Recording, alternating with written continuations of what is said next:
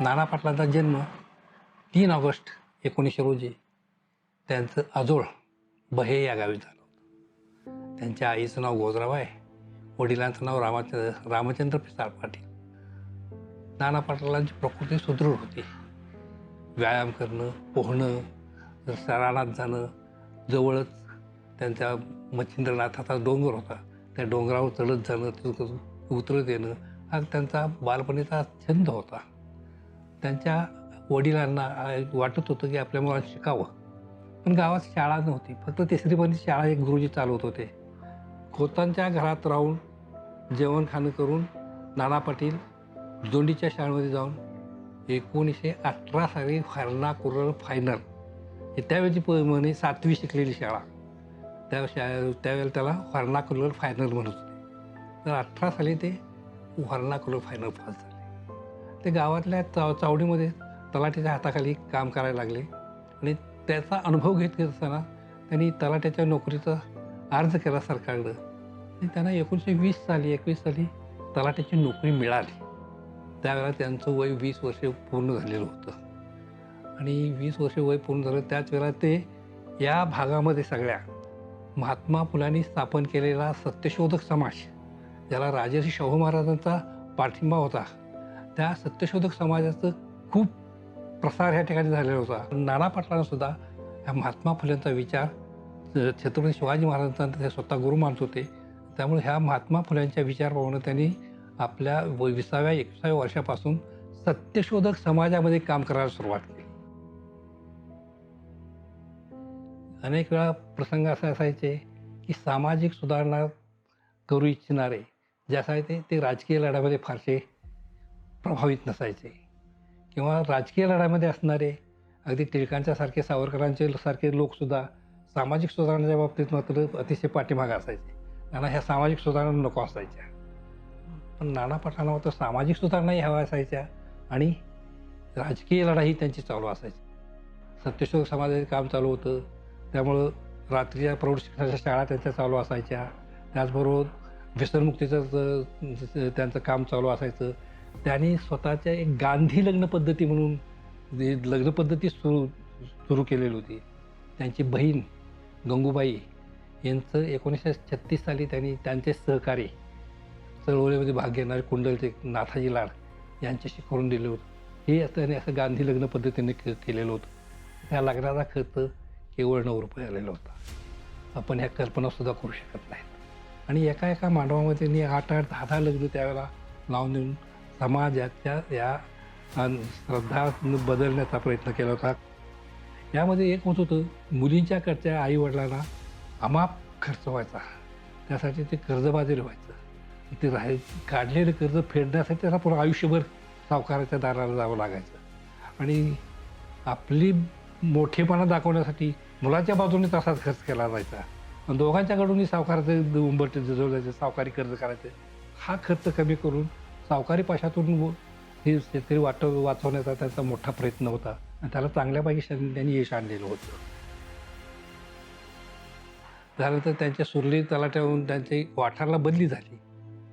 बदली झाल्यानंतर त्यांच्या कुटुंबाने ठरवलं आता मुलगा वयात आलेला आहे, याचं लग्न करावं. पण नाना पाटील स्वतःला महात्मा फुल्यांचे अनुयायी समजत होते. त्यांनी घरातल्यांना सांगितलं, मुलगी तुम्ही बघा, पण लग्न मी म्हणेल तसं करायचं. पहिली गोष्ट, हुंडा घ्यायचा नाही, कुठलाही गाजावाजा करायचा नाही, कुठलाही डामडौल करायचा नाही, वरात बिरात काढायची नाही आणि लग्नात पुरोहित बोलवायचा नाही. आता ही सगळी त्यावेळेला जगावेगळी गोष्ट होती. हे कुणालाही न पटणार होतं. पण नाना पाटलांनी ठासून सांगितलं, असं असेल तरच आणि तरच मी लग्न करेन, अन्यथा मी लग्न करणार नाही. आणि म्हणून त्यांनी दोंडीच्या कृष्णा नरवडेंची मुलगी अक्कूबाई हिच्याशी नाना पाटलांचं लग्न ठरवलं. त्यावेळेला लग्नातल्या मंगलाष्टका म्हणायला येतच नव्हत्या ब्राह्मणांच्या शिवाय. ब्राह्मण तर बोललेलं नव्हता, मंगलाष्टका कशा म्हणायच्या. नाना पाटील स्वतः नवरदेव असताना महात्मा फुल्यांच्या अखंडातल्या मंगलाष्टका त्यांनी स्वतः म्हटल्या. स्वतःच्या लग्नात स्वतः मंगलाष्टका म्हणणारा नवरदेव नाना पाटलांच्यापासून नंतर झालेला आज तरी आमच्या ऐकिवात नाही. एवढी क्रांतिकारक गोष्ट त्यांनी त्यावेळेला केलेली होती. ज्या वेळेला ह्या सगळ्या गोष्टी घडत होत्या त्यावेळेला समाजामध्ये राजकीय वातावरण तापत चाललेलं होतं. नुकताच लोकमान्य टिळकांचा मृत्यू झालेला होता. राजे शाहू महाराजांचा मृत्यू झालेला होता. महात्मा गांधीचं नेतृत्व उदयाला यायला लागलेलं होतं. त्यांनी असहकाराचं आंदोलन पुकारलेलं होतं. त्याच वेळेला वाठारमध्ये काशीनाथ देशमुख हे देशमुख त्यांचं गांधीजीचे अनुयायी होते, स्वातंत्र्य लढ्यात गाव होते, त्यांची एक सभा वाठारमध्ये होती. त्या वाठारमधल्या त्या स्वातंत्र्य लढ्याच्या याच्यातल्या सभेचं रिपोर्टिंग करण्याचं काम तलाठ्याकडे असायचं. आणि ते रिपोर्टिंग करण्यासाठी नाना पाटील तिथं तलाठी म्हणून उपस्थित होते. पण काशीनाथराव देशमुखांच्या त्या संभाषणानं ज्ञान ते इतके भारावून गेले, त्यांनी रिपोर्टिंग करण्यापेक्षा गांधी बाबा की जय म्हणून त्याच सभेमध्ये मलमली फेटा, कोशापेटा हे काढून टाकला, कोट काढून टाकला, ते सगळं बांधून कोतवालाच्या हस्ते घराकडे पाठवून दिलं. स्वतः खादीचा नेहरू शर्ट घालून शेवरीच्या काठीला तिरंगा झेंडा फाडून फडकवून गांधी बाबा की जय म्हणून ते काँग्रेसच्या कामाला सुरुवात करायला त्यांनी सुरुवात केली. 1928 सालची ही गोष्ट आहे की त्यांच्यावर 2 वॉरंट होती, एक राजकीय वॉरंट आणि एक नोकरीतल्या पद्धतीचं वॉरंट. त्यामुळं ते त्यावेळेलाही भूमिगत राहिले होते. आणि भूमिगत राहिल्यानंतर तलाठी नोटीस देऊन हजर राहत नाही, पोलिसात हजर होत नाही, कामावर येत नाही, म्हणून त्यांचं घर जप्त केलं. फक्त एक 10x10ची खोली त्यांच्यासाठी ठेवली. वाडा संपूर्ण जप्त केला आणि त्यांची जमीन जप्त केली. त्या जमिनीचे लिलाव काढले, पण नाना पाटलाचे लिलाव घ्यायला कोणीही आले नाहीत. तरी कसायलाही जरा मिळत नव्हती सरकार जप्त केल्यामुळं. त्यामुळं नाना पाटलांची आई, नाना पाटलांचे 2 भाऊ, त्यांची लेक हे सगळे एका 10x10च्या खोलीत राहत. त्या दरम्यान त्यांचा मुलगा वारला. मुलाचा हे वारल्यानंतर सुद्धा आपला पती एवढा प्रेमळ असून सुद्धा आपल्याला भेटायला येत नाही. यावरून ज्या लोकांनी अफवा पसरवल्या होत्या की नोकरी गेली आहे त्यामुळे त्याचं तलाठ्याचं डोकं फिरलं आहे, त्यामुळे त्यांचा विश्वास बसला. त्यांनी जास्त आई खाल्ली. त्यामध्ये पत्नीचाही मृत्यू झाला. म्हणजे मुलगा वारला, पत्नी वारली. त्यानंतर 10-12 दिवसात त्यांची एक भाऊसही वारली, त्या भावाची बायको. त्यानंतर त्याच दरम्यान त्याचे वडील वारले. त्याच दरम्यान त्याची आजी वारली. या आजीवर त्यांचं खूप प्रेम. असे सगळे प्रसंग घडत असताना सुद्धा नाना पाटील घरातल्या कुटुंबियांच्या बरोबर संवाद साधू शकत नव्हते. त्यांच्या दुःखाचं सांत्वन करू शकत नव्हते. दुःख एकमेकाचं सामावून घेत नव्हते. वॉरंटमुळे ते भेटू शकत नव्हते. त्यांची आजी खूप आजारी होती, शेवटच्या त्याच्यात होते. आणि त्यांना नातवाला भेटायची खूप इच्छा होती. त्यांच्याकडे तर 2 वॉरंट होते. त्यामुळे नाना पाटील कसे येणार हा प्रश्न होता.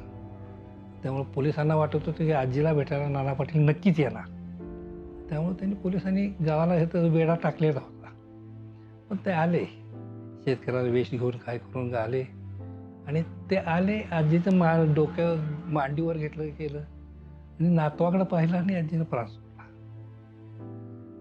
रडारड ही सुरू झाली. म्हणजे आपल्या जे नेहमी जिकडे घरामध्ये कुटुंबामध्ये घडतं ते सगळे प्रसंग सुरू झाले ना. आणि त्यामुळे पोलिसांनी त्यांची शंका बाळगली की आजी आता गेलेली आहे. त्यामुळं आजीचं प्रयत्न झाले की आपण नाना पाटलाला पकडायचं असं ठरवून पोलीस होते. पण मग आता नाना पाटलांच्या आणि त्यांच्या सहकाऱ्यांच्याही लक्षात आलं होतं की पोलीस आपल्याला आता सोडणार नाहीत. आणि म्हणून जो पुढचा नाट्यमय प्रसंग आहे तो तेव्हा घडला होता की आजीचं प्रेत सगळ्या भावना गुंडाळून ठेवून सुद्धा शेणीच्या पोत्यामध्ये घातल्या. आणि तिच्यासाठी जी तिरडी बांधलेली होती त्या तिरडीवर नाना पाटील स्वतः झोपले. सगळं ते म्हणजे आता गुलाला मागणं विकणं सगळं ते त्या करावं लागलं होतं. आणि सगळ्या ह्या भावना लक्षात घेतल्या पाहिजेत आपण. सगळे त्यांचं घरातले कुटुंबीय आहेत, त्यांना काय वाटलं असेल. आई त्यांची होती, तिला काय वाटलं असेल. बाकीचे भाऊ होते त्यांना काय वाटलं असेल. जिवंतपणे प्रेत यात्रा सांगायला ठीक. पण हा प्रसंग त्यांनी त्या निभावून नेला आणि ही समयसूचकता नेमकी त्यांना तेव्हा त्यांच्या सहकार्याने त्यांना सुचली आणि तिथून ते वाड्याच्या बाहेर पडले. पोलिसांनी सलामी दिली, हॅट काढून हे केलं. ठीक ठीक आहे. नाट्यमयता त्यातली सांगण्यासारखी आहेत. 1941 साली महात्मा गांधींनी वैयक्तिक सत्याग्रह सुरू केले. वैयक्तिक सत्याग्रह म्हणजे काय? एका व्यक्तीनं काँग्रेस कमिटीला अर्ज करायचा कोणी की मला काँग्रेसच्या ह्या लढ्यामध्ये व्यक्तिगत सत्याग्रह करायचा. त्यानं काँग्रेस कमिटी त्यांना परवानगी द्यायची आणि त्यांनी परवानगी दिल्यानंतर समारंभपूर्वक त्यांनी सरकारच्या विरोधात भाषण करायचं, स्वतःला अटक करून घ्यायची आणि शिक्षा भोगायची. असा तो वैयक्तिक सत्याग्रह प्रकार होता. महाराष्ट्रामध्ये पहिला सत्याग्रही विनोबा भावे होते आणि दुसरा सत्याग्रही क्रांतिसिंह नाना पाटील. जिल्ह्याच्या दक्षिण भागाला येडे निपाणीत पांडू मास्तर होते, वाटेगावला बर्डे गुरुजी होते, कराडला यशवंतराव चव्हाणांचा ग्रुप होता, पश्चिमेला किसनवीरांचा ग्रुप होता, इकडं वडूज इकडं काही लोकांचे ग्रुप होते. पण यामध्ये एकवाक्यता नव्हती. त्या सगळ्यांना एकत्र करून आपण प्रतिसरकार निर्माण करूया अशा प्रकारची निर्णय त्यांनी घेतला. प्रतिसरकार कुणाच्या नावावर निर्माण करायचं तर त्याचे प्रमुख क्रांतिसिंह नाना पाटील असतील. नाना पाटलांच्या नेतृत्वाखाली प्रतिसरकार काम करेल. संघटना चालवायची म्हटलं आणि लढायचं म्हटलं तर सरकार म्हणून लढायचं तेव्हा सरकार म्हणून स्वतःची यंत्रणा पाहिजे. सरकारला स्वतःची घटना पाहिजे. त्या ठिकाणी औंध संस्थान होतं. औंध संस्थानला भवानराव पंत प्रतिनिधी म्हणून तिथे संस्थानिक होते, राजा. त्यांनी आपलं राज्य, आपला संस्थानचा कारभार लोकशाही पद्धतीने चालावा अशा प्रकारची एक घटना त्यांनी तयार केलेली होती त्यांच्या संस्थान काळामध्ये. तीच घटना यांनी घेतली आणि त्यामध्ये आपल्याला पाहिजे तसे काही बदल केले आणि त्या बदलाप्रमाणे त्यांनी आपल्या प्रतिसरकारची एक स्वतंत्र घटना तयार केली. प्रतिसरकारची त्यांनी न्यायव्यवस्था निर्माण केली. सगळ्या गावाला एकत्र बोलवायचं आणि त्या गावाच्या मतातून त्या न्यायपंचायतीची निवडणूक करायची.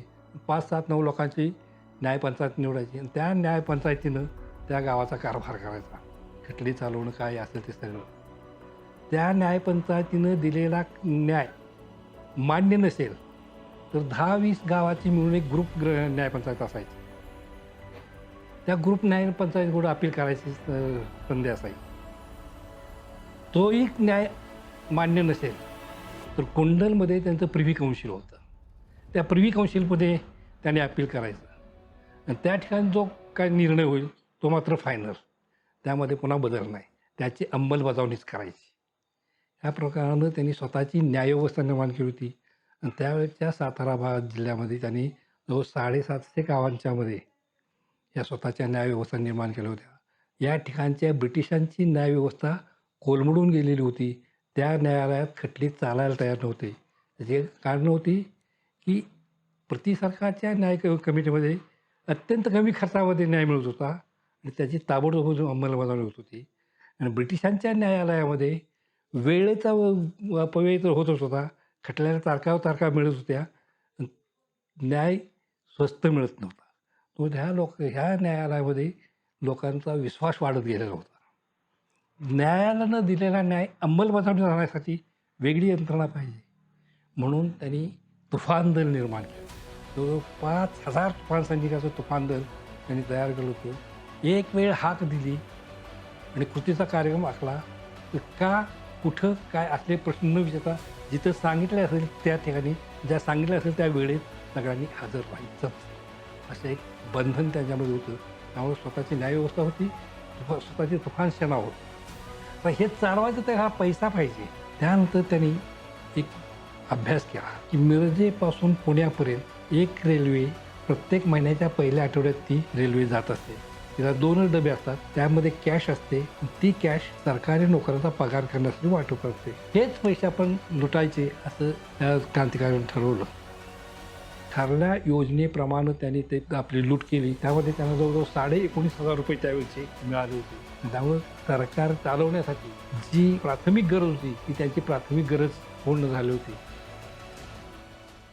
जे ह्या सरकारला विरोध करत होते आणि ब्रिटिशांना सहकार्य करत होते, गावामध्ये वरचढपणा करत होते, ते लोकांच्यावर अन्याय करत होते, गावाच्या समोर त्याला उभा करायचे आणि त्याच्यासमोर त्याचं सगळं त्याचा पाडा वाचायचा आणि त्यानं ज्या प्रकारचा गुन्हा केला असेल त्या गुन्ह्याच्या स्वरूपात त्याचं पाय बांधायचं, त्याच्या काठी घालायचे, त्या पाय वर करायचे, तळवे वर करायचे, त्याला पालथा पाडायचा, त्याच्या तळव्यावर काठीचे तडाखे सपाटून मारायचे.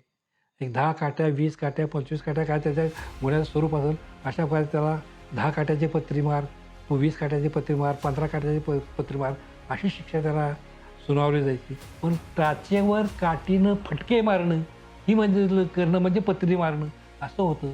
आणि ह्या शिक्षेच्या स्वरूपावरून त्यांच्या प्रति सरकारला पत्री सरकार हे ओळख झालेली होती.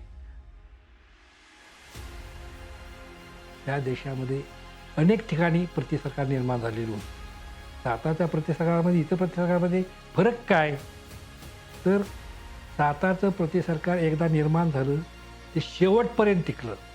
जवळजवळ 48 म्हणजे 46 महिने हे प्रति सरकार अस्तित्वात होतं. देश स्वतंत्र झाला 15 ऑगस्ट 1947 साली. पण इथला 750-800 गावातला भाग त्याच्या अगोदर 4 वर्ष स्वतंत्र झाले होता की जिथं सरकारचं अस्तित्वच नव्हतं. ब्रिटिश सरकारचं अस्तित्वच नव्हतं. ज्यावेळेला जगाला हिटलरच्या महायुद्धाच्या चिंता लागलेली होती तेव्हा ब्रिटिश पार्लमेंटला प्रश्न पडला होता, साताऱ्याचं राज्य कोणाचं आहे. ब्रिटिश पार्लमेंटने हे प्रश्न उपस्थित केलं होतं. तुमच्या राज्यावर चंद्रसूर्य मावळत नाही ही गोष्ट खरी आहे, पण प्रत्यक्ष सातारामध्ये राज्य कोणाचं आहे. त्यामुळे इथल्या प्रति सरकारनं इथलं स्वातंत्र्य जवळ आणलेच होतं, उपभोगलेच होतं स्वतःचं कारभार करून. त्यामुळे हा स्वातंत्र्याच्या याच्यामध्ये अतिशय सुवर्णाक्षरानं लिहिण्यासारखा हा सातारा प्रति सरकारचा इतिहास आहे.